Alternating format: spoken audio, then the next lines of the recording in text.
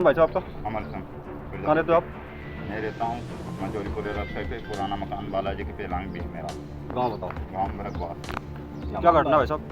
मैं मंगलवार के रोज शाम के 6 बजे घर से आया था। मैंने के झंडे में चलेंगे और चक्का की पूजा भी करना। तो मैं यहाँ बाजार में बैठा था, एक नाई का मिला कि झंडे में चलें। मैंने कि सभी लोगों को आ जावा तो साथ में चलेंगे, क्या अपन वहीं बैठेंगे, इतने भी आ जाएंगे। तो मैं दुकान से नारियल लेके नहीं चल गया, वो मंदिर चल गया। मैं घर से अगरबत्ती लेके आया, पाछी मंदिर आया, वहाँ नारियल रखे नहीं और नीचे से अगरबत्ती लगा के नहीं वहाँ और बाहर बैठ गए। तो दोनों लोग हम साथ साथ आ गए। वो मैं गया था, घर चल गया, वो इधर आ गए। ये कि यही बात, फिर जिसके बाद में तो यही हो गया कि हनुमान जी पे मेला फेंक गए कोई। एक ये बात मैंने पुलिस परिवार को बताई। घर पे 3 लोग आए थे, बाइक लेके नहीं, वहाँ से बुला के ले गए कि चलो साथ बुला रहे, चलो पूछो ताल जी ले चल रहे, चलो चल गया। मैं वहाँ जाके नहीं, उनने की नहीं, तू नहीं किया। वहाँ जाके अंदर 5 लोगों ने क्या ही सामने मेरे को मारा बहुत। देखो खानों में निशान, खून निकल रहा, इधर निकल रहा, ये सूजन आ रही थी मेरे, इतनी जोर से मारा। क्या ही सामने कि नहीं आ रहे, तेरे को ही बनना पड़ेगा, तू नहीं किया। मैंने कि सर किसी से पूछ लूँ, मैं मंगलवार के रोज झंडे में जाता हूँ, मैं ऐसे काम नहीं करता हूँ, हैं तुम किसी से नहीं, तेरे को आ रही बनना पड़ेगा। ज़बरदस्ती मारा और ज़बरदस्ती मार के नहीं आ रहे बनना पड़ेगा। मैंने कि मैं नहीं आ रही भरूँगा। और जिसके बाद मैं लोई मोई पूछा उन्होंने, मैंने मत पूछो तुम साहब और मारो बोले, तुम मैं आ रहे नहीं भरूँ। जिसके बाद उसने कहा कि नहीं किसी से कहना मत मार पीट की तुम। मैंने कि क्यों नहीं कहूँगा, जब मेरे साथ गलत हो जाए तुमने मार पीट की, क्यों नहीं कहूँगा। ये कि यही बात था। क्या ही साहब ने, हाँ। कितनी देर रखा थाने में आपको? हैं? थाने में कितनी देर रखा? मेरे को 9 बजे सब घर से ले गए थे, 4 बजे के लगभग छोड़ा था मेरे को। इतनी देर में ही रखा। 5 घंटे नहीं, दिन के फिर गाँव का उनको पता पड़ा, इनको 2 बजे के फिर कोई अधिकारी आया, इन्होंने वहाँ से लाए बुला के, जब जाके फिर यहाँ आया।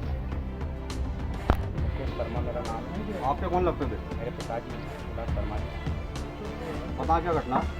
घटना रात मृगवास में जो 12 तारीख की घटना घटी, उसके आधार पर कुछ 11 बजे के समथिंग मेरे घर से कॉल आया, मम्मी का फ़ोन आया मेरे पास। मम्मी ने बोला कि पुलिस पापा को उठा कर ले गई। पापा की कुछ पुरानी गलतियों के चलते मैंने कहा हो सकता है पूछताछ के लिए लेके गई होगी। तो मैंने माता जी से बोला कि आप थाने में जाइए, उसकी जानकारी लीजिए, वहाँ पे क्या है, शांति से जाइए।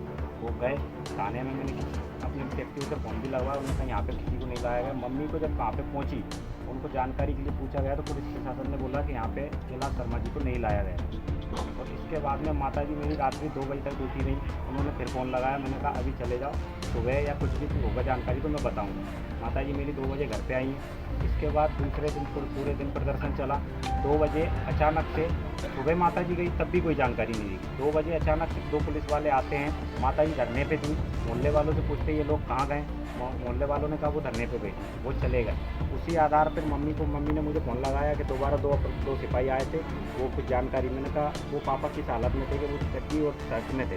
तो मैंने कहा एक काम करो, एक जोड़ कपड़े और उनकी दवाई गोली, हो सकता है कहीं वो दवाई गोली के लिए तड़प रहे हों, तो अब थाने में आ गए हों मृगवास, तो उनको वो चीज़ चाहिए होगी या पूछताछ भी हो जाएगी। मम्मी जब गई तो पुलिस वालों ने गोली दवाई ले ली सिपाही ने, और मम्मी ने पूछा कि जानकारी क्या, हमारे पति कहाँ हैं, कोई जानकारी दीजिए। तो उन्होंने निष्पक्ष मना कर दिया बिल्कुल तरीके से कि हमें कोई जानकारी नहीं है। और इसके बाद मेरे एक मित्र कल्ला पंडित जी शर्मा है थाने के, उनके द्वारा वहाँ पर थाने चौकी में सुबह 8 बजे किसी तरह उनकी नज़र उन पर पड़ी। वो गए अंदर कैसे भी, तब उन्होंने मुझे बताया कि तुम्हारे पापा थाने चौकी में हैं। उन्होंने किसी भी तरह अपने तरीके से मेरी उनसे बात कराई। जब पापा से मेरी बात हुई तो उन्होंने मुझे यही बोला, मैंने पापा से पहली बात यही पूछी कि मैंने कहा पापा आपने क्या बयान दिया है और आप कहाँ थे। उन्होंने कहा मैं दुकान गया था, मैंने चाय पी और मैं वापस आ गया। इसके बाद मैंने कहा और बेटा मुझे मैंने कहा आपको अभी कहाँ रखा है, कि मैं थाने चौकी में हूँ। जिस रात से मुझे उठाया है उस रात से पहले बड़कुआ के जंगल में मारा है, इसके बाद में थाने चौकी में ला के बांध के मारा है, इतनी ज़ोर से मारा है, पानी तक पीने को नहीं दिया। और ये कह रहा है कि जो बयान है वो हम जो बता रहे हैं वो बोलना पड़ेगा। और इसके बाद पापा रोने लगे कि बेटा मैंने कुछ भी नहीं किया, मुझे बचा दो। और इतनी बात करके मैंने कहा मैं आ रहा हूँ, आप घबराओ नहीं। इसके बाद वो फ़ोन पे बात नहीं हो पाई। और जब मैं वहाँ से निकला तो मुझे मृगवास आने तक के मोहल्ले में उन्होंने निर्वित किसी भी कोई प्रूफ के बिना पापा को पेश कर दिया, और पूरी सोची समझी साजिश के साथ पेश किया है कि 3 दिन कोर्ट बंद रहने वाला है, जो घाव हमने दिए हैं वो घाव पूरे मिट जाएंगे, मेडिकल रिपोर्ट झूठी सही साबित हो जाएगी उनके द्वारा जो लगाई गई है, और ये अपराधी कायम हो जाएगा। और नशे की हालत में बताया गया। और पिताजी के पास पेंट वगैरह और गोली वगैरह जब पहुंच चुकी है तो प्रशासन ने हमसे 2 दिन तक झूठ क्यों बोला कि हमें जानकारी नहीं है।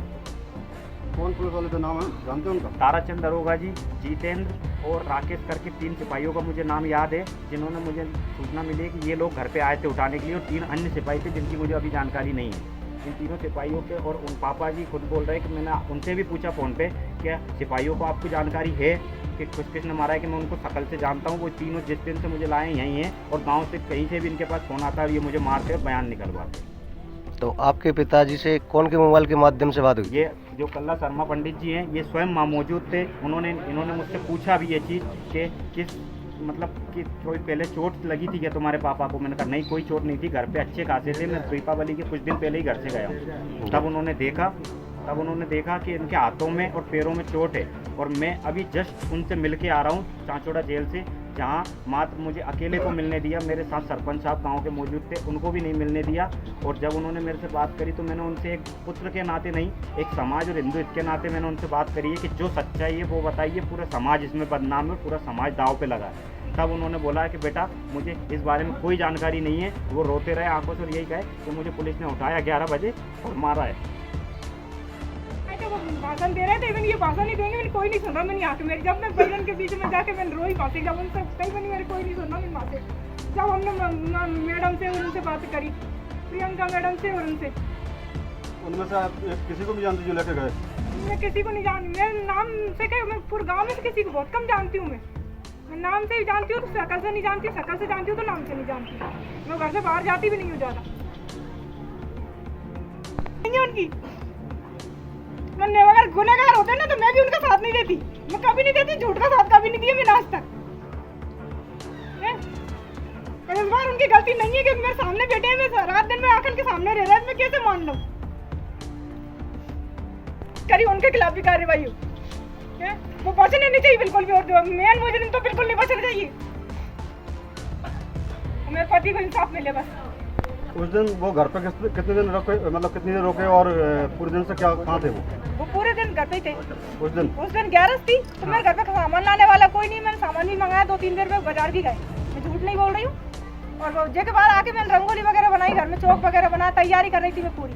वहीं पे बैठे थे, वो सामान उठा के इधर से इधर रखते रहते हैं। घर से बाहर नहीं जाते हैं घर पे ज़्यादा, बहुत या तो टीवी देख लेते या सो जाते, नहीं फिर मैं सामने की होटली बैठे रहे। ये 50 जन पूरा मोहल्ला खड़ा है, पूछ लो तुमसे, मेरे पे विश्वास नहीं उनसे। गोली दवाई घर पे मौजूद है और पुलिस के पास भी मौजूद है। अगर वो नशे की हालत में थे तो ये घर पे गोली दवाई लेने क्यों आए?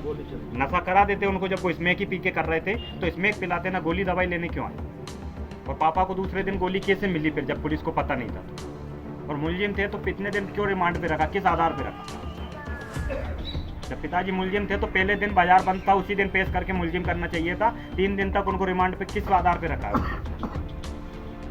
क्या नाम है आपका? क्या नाम है? मेरा नाम है कल्ला पंडित, थाने से निवास करता हूँ जी।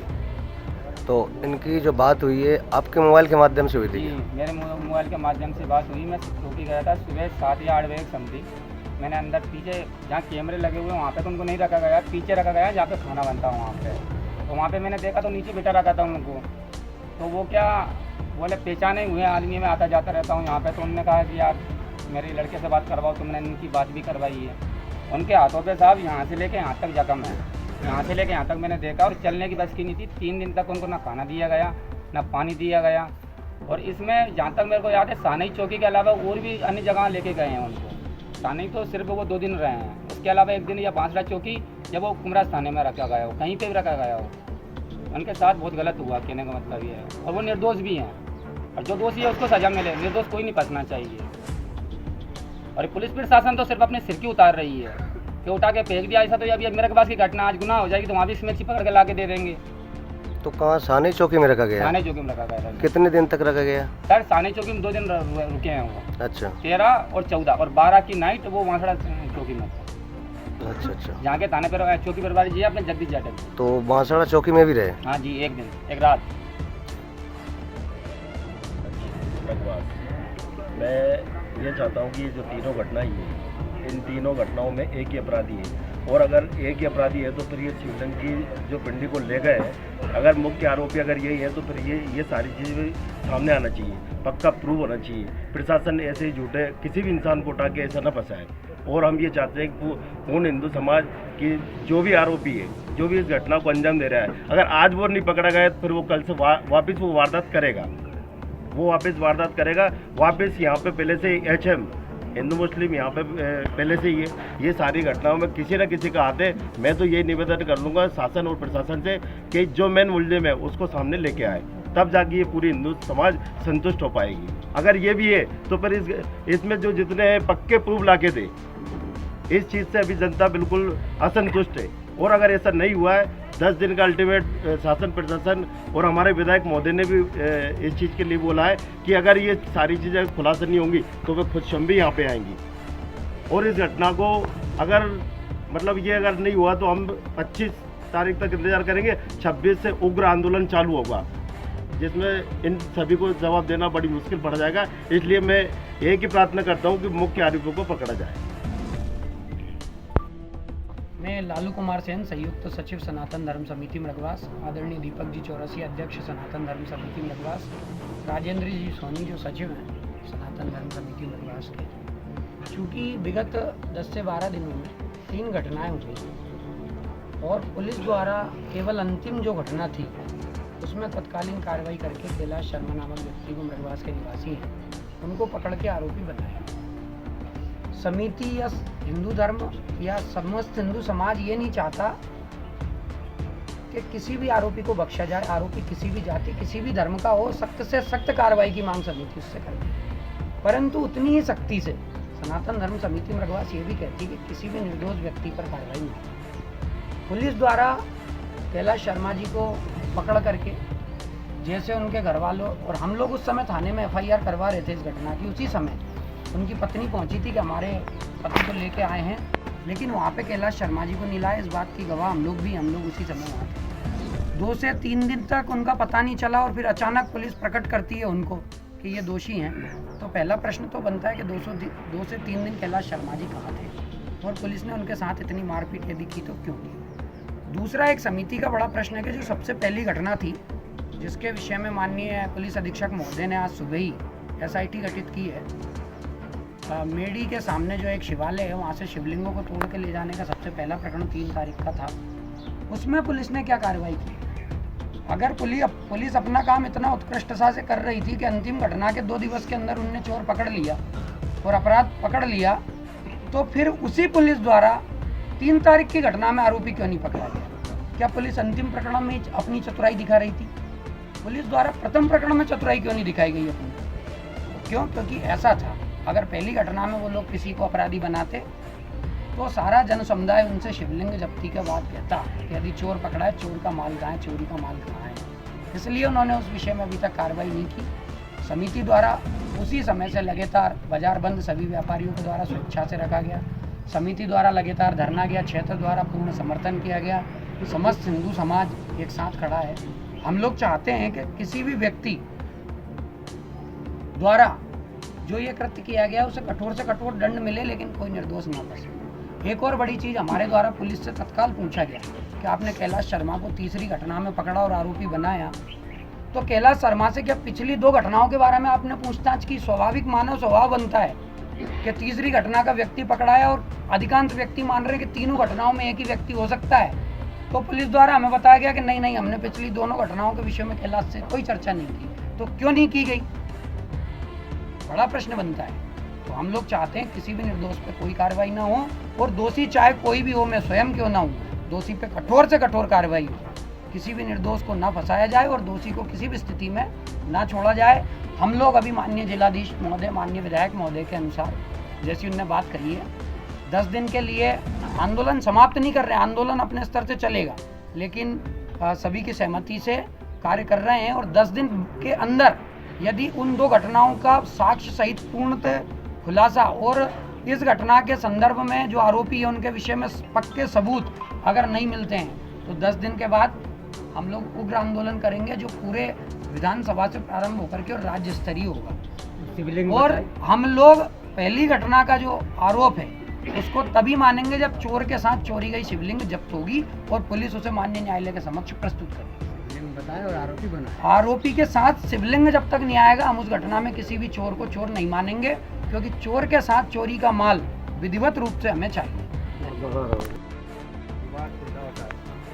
कोई शरारती ऐसा है यहाँ पे जिसने 11 दिन में 3 घटना की, मगर यहाँ की जनता और सब जनप्रतिनिधियों का कहना है कि पहली घटना हमारी शिवलिंग की थी, तो पहला चोर हमारा शिवलिंग चाहिए। और शिवलिंग अगर मुलजिम ने इसको बालाजी की गंदगी के वाले को बनाया है, तो जब शिवजी की मूर्ति टूटी है, वाकई में सच्चा चोर है, तो बालाजी की जो शिवलिंग टूटी है वो सबूत ला के दे दे, हम सब लोग मान लेंगे। जो इस आदमी को फंसाया है, फॉर्मेलिटी पूरी की है, यहाँ की जो पुलिस है बदमाशी करके इस गरीब को फंसाया है, इसके लिए अन्याय हुआ है, इसका मैं और ये पूरी जनता विरोध कर रही है। इसका बिल्कुल न्याय होना चाहिए। अगर ये चोर है तो हमारी टूटी हुई शिवलिंग ला दे, हम पूरे लोग संतुष्ट हैं। प्रशासन से क्या मांग करते? प्रशासन तो देखो, जो प्रशासन अभी फिलहाल कलेक्टर एसपी महोदय आए थे उस दिन, उनने 10 दिन का अल्टीमेट दिया था, तो हम सब जनता ने उनका कहना भी माना, विधायक महोदय का माना। जो आज हम देख रहे हैं कि वाकई इस एरिया में गरीब जनता है और गरीब नेता है, मगर जो घटना इतनी बड़ी हुई है, हिंदू मुस्लिम बहुत बड़ा दंगा हो जाता, मगर दोनों पक्षों ने समझदारी करके इसको जानकारी बारीकी से मिला के धरना प्रदर्शन करके 4 दिन तक धरना प्रदर्शन रहे, मगर कलेक्टर एसपी साहब 4 दिन बाद आए हैं। पूरा प्रशासन कहीं न कहीं घुमाता रहा। आज तक हमारी पूरी जनता की निगाह में ओरिजिनल चोर नहीं है।